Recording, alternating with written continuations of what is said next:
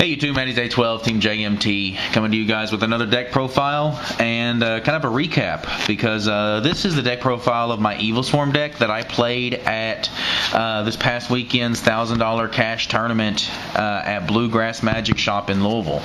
So, I played Evilswarms. Evilswarms are good. I like them. I finished 21st. I wish I could have done better, but you know, I mean, it is what it is. I got paired against some really good players, and they got the better of me. And I'll talk about that as I get to some of my card choices. So, let's get into this. Triple caster, because he does good things for you. I think he's kind of bad on his own, but he's really good. The guy that he makes is really good too, Ophion. Yeah, he does good things for you. Triple Kirkion. This guy actually is pretty good, because he doesn't really depend on having another monster. He can get you another monster to make your play with. So, yeah, he's a better form of caster. But, yeah, you got to have all of them. So, there it is. Triple Trope. Trope was good. A lot of people try to talk me out of running Trope. Try to say that, you know, with one rabbit it's not as consistent and it doesn't make sense to run him in there. But I liked him. I thought he did real well. 2 Thunderbird. Again, people were like, why aren't you running 3? It's a good card. You should run 3. I really didn't need it, guys. Once you see it, you've got it, and it's going to stay on board. Double Mandragora. A lot of people actually gave me a lot of flack about this one. Mandragora sets up a lot of Exceed plays, so why would you not want to max out on that card? I don't know. I really didn't feel like I needed it. I really didn't think that that it was going to be as helpful as what I thought it was going to be. I learned later that I was wrong. This guy is actually a lot better than I thought. Every time that I was able to make devastating plays, it always came with a Mandragora on board. So this guy will be going up to 3. However, this will not be one of the cards that I'll be changing. Evilswarm O'Lantern. This guy put in some work. This guy, it was a lot better than what I really thought he was going to be. In testing, he was mediocre at best in testing, but I wanted another name. Another Evilswarm name, and he is a Exile Force, and monster removal is extremely clutch right now. But let me tell you about one of the plays that this guy made for me, okay? My opponent makes Draco Sack, pops one of the tokens to destroy something on my side of the field, and then passes. So all he has is a Draco Sack and a token. He had already gone through his battle phase and everything and wrecked me pretty good with whatever dragons it was. But so he leaves his field open with a token and a Draco Sack. I get O'Lantern. I summon O'Lantern, I attack over the token, main phase 2, pop him to destroy the Draco Sack. Was too good, guys. Way too good. Put in work for me. This guy is really, really good. So that's all the Evilswarms. That's all the names that I got. Mandragora will be going up to 3. Thunderbird, I guess, may go up to 3. But I've come to realize that Bahamut is a lot better than I thought before, and he's a lot more important now than what Ophion is now. I mean, as strange as that may sound. So you need the extra names to discard for Bahamut. So yeah, the names are going to go up. Mainly Mandragora, maybe Thunderbird. I'm not really for certain. 1 Rescue Rabbit. A lot of people think that, like I said, it's not as consistent since it's at 1, but what it's actually, as odd as this may sound, it's more consistent now, because now you remove it, you pop it, you get your 2 tropes out, and now you don't have to worry about the second Rescue Rabbit being dead in the deck. And with Infestation, Infection, the tropes almost always stay in deck whenever you need it. So Rabbit is live a lot more often than what you think, and is really, really good for this deck. Double Effect Veiler was good. I loved it. I needed it. It put in work. It did what it needed to do. Double Max C. Now, Max C in the early rounds did what I expected it to do. It made my opponent stop every time that I dropped it in the early rounds. However, in the later rounds, I got to playing against guys that were a lot smarter, not to offend anybody that I did play in the early rounds, but my matchups in the later rounds, the guys realized, oh, you're playing Evil Swarms. You don't have Gores, you don't have Tragodia, you're not playing Swift Scarecrow or Battle Fader. You've got nothing for me to worry about you dropping. So I can just push into that Max C. Who cares that you draw 5 cards? I can OTK you this turn, and it's not going to matter. So Max C was not as good in the later rounds as what I was hoping it was going to be. So Max C may be coming out, as sad as that may sound. Effect Veiler is going to stay in. Effect Veiler was essentially the only thing that I had to draw into with Max C. But I don't know. The monster lineup's going to have to change. Triple Pandemic. This is something else that I want to talk about. I don't know that you need Triple Pandemic anymore. Double Pandemic seems to be more than enough. The third one, it's nice to be able to summon your monster and to be able to protect everything that you want to do. It's nice having the Pandemic in hand already and then searching a second one off of Ophion. That's always nice when that stuff works out that way. But what I've come to realize is with this deck, a smart player, and this happened when I had to face Eric Pence from the TLGgames.com team also. I had to face him, and there was a couple plays that he was able to, I don't want to say he really baited out my plays, but he was able to put me in situations where I had to make plays. I had to make the right play to protect Ophion. And what I've come to realize a lot is that in this deck, the right play is not always the best play. There are some times that the best play, as sad as it sounds, may be to let Ophion get destroyed. But if you do that, then you just get wrecked. So you have to make the right play, and that's protect Ophion. And it's really easy for smart players to bait out your plays, and that's exactly what Eric did against me. And that's actually one of the situations that I had. I was playing Chris Lofton in the, you guys probably know him as Boss Lofton, in the final round. And I randomly MST'd. He had 2 back row. I had got an attack in with Ophion, so I wasn't worried about the 1 back row. He took his turn. He sets the other. I in-phased MST, or I might have randomly MST'd the one that he had just set. Yeah, I randomly MST'd because I drew into it. So I randomly MST'd the one that he had just set, and it turns out that it's Book of Moon. So he Book of Moons my Ophion. Well, I didn't want the Ophion to go face down because I didn't know what his other back row was. So he put me in a situation where I had to Pandemic the Book of Moon, even though I really had nothing to fear at that point except for the one face down, which could have been Solemn Warning.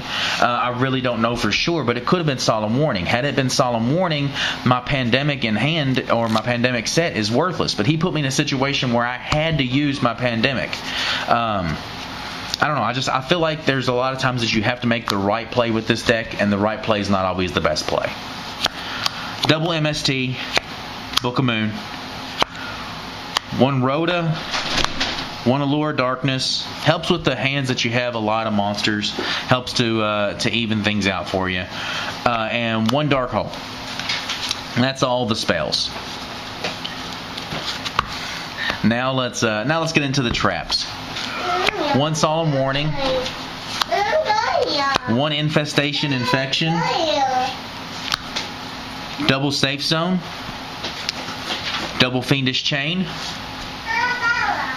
Double Mirror Force.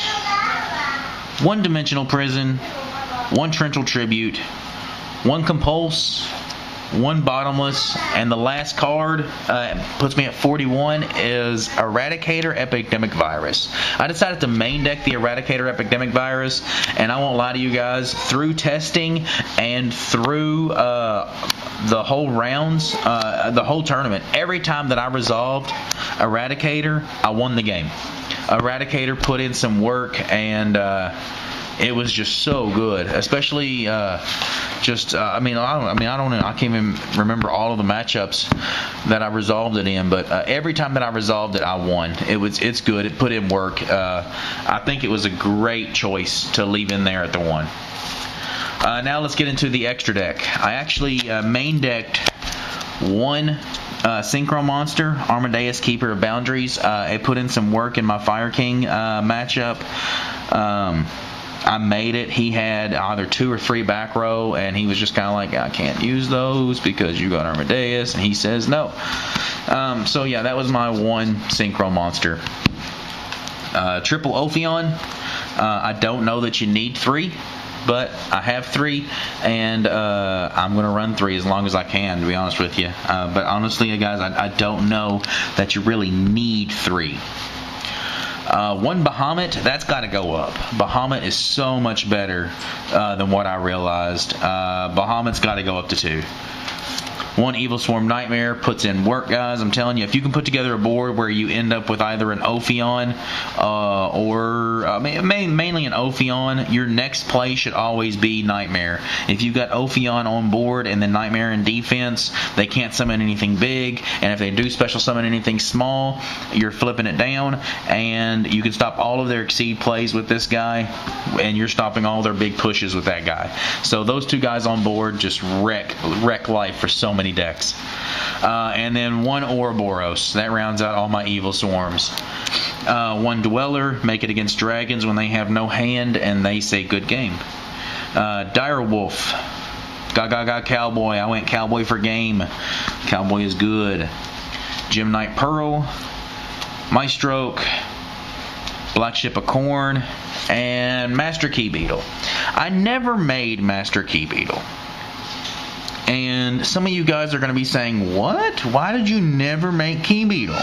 Why would you not want to make Key Beetle in this deck? Well, the situation was, in round 1, I never really had a chance to make it, so I didn't. In round 2, I played against another Evilswarm mirror match. Now, my Evilswarm mirror match there, the guy makes Key Beetle and then flips Safe Zone on Key Beetle before he adds the counter. I let Safe Zone resolve, enter the open game state. I MST his Safe Zone, destroys his Key Beetle. He says, oh, I did that backwards. I should have put the counter on there first and then activated Safe Zone. To which the head judge says, that wouldn't matter. Because, now this was his reasoning. This is not how I believe the card is actually ruled.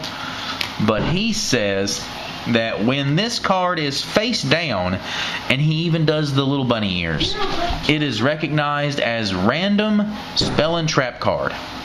So if you put Key Beetle's marker on this card as a face down random spell and trap card, and then it is flipped face up, it's no longer recognized as random spell and trap card. It is now recognized as Safe Zone.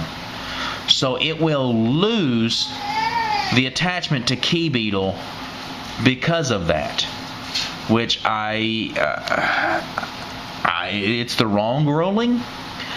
But in the situation that I was in, I had to play the way that the head judge was ruling the cards, which made Key Beetle trash. Key Beetle was worthless to me at that tournament, and it's sad because this guy is so good. But because of the way the head judge ruled the tournament, Key Beetle was not as good as what he should be. My last tech choice in my extra deck. Now, you guys are going to look at this and be like, what the hell? But Wind Up Zen Mains. Now, let me explain something to you guys. I went out and found these to play in my extra deck, or my side deck for this tournament, for my mirror match and for Constellars, and in playtesting, it worked out excellent. I was expecting people to do the same thing against me, and they did.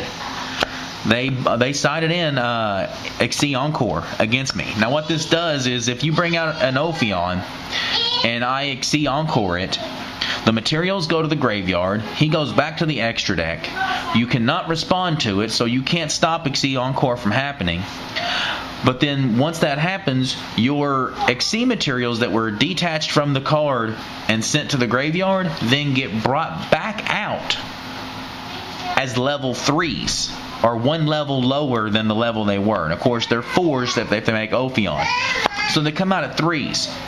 So in game 2, if you've brought this in to answer Ophion, and you do successfully answer Ophion that way, I've got 2 monsters that I can't do a whole lot with. That's why I have the wind-up Zenmaines in there, which I then make Zenmaines, and now you have to not only worry about trying to deal with the next time Ophion's coming out, but you've also got to deal with Zenmaines while you're doing that. So that's why the Zenmaines was in there, was for the chances that people were going to side deck Xyz Encore against me. And Xyz Encore actually got sided in against me 3 different times in my 7 rounds. 3 times Xyz Encore got sided in for me, and I was prepared for it every time that it happened. The last side deck card that I want to talk about is a card that the whole team side decked, and that's Debunk. Debunk won me a game in my Fire Kings matchup. Debunk won me a game in my Blackwing matchup. Debunk, I didn't end up winning the game, but it was very clutch in one of my Dragon matchups because they activated their blaster in the graveyard to special summon it, and I debunked the blaster. It gets removed, and because they attempted to activate the blaster's effect to summon it, they then could not activate the blaster's effect to add one to hand. So Debunk put in some work, guys. Debunk is really good. So there you go. Those are the 2 side deck options that I had that were really, really good and really, really amazing. So there you go, guys. That's just how my weekend went, finishing 21st at the cash tournament. I appreciate it, guys. Subscribe, comment down below, show us how much you love us.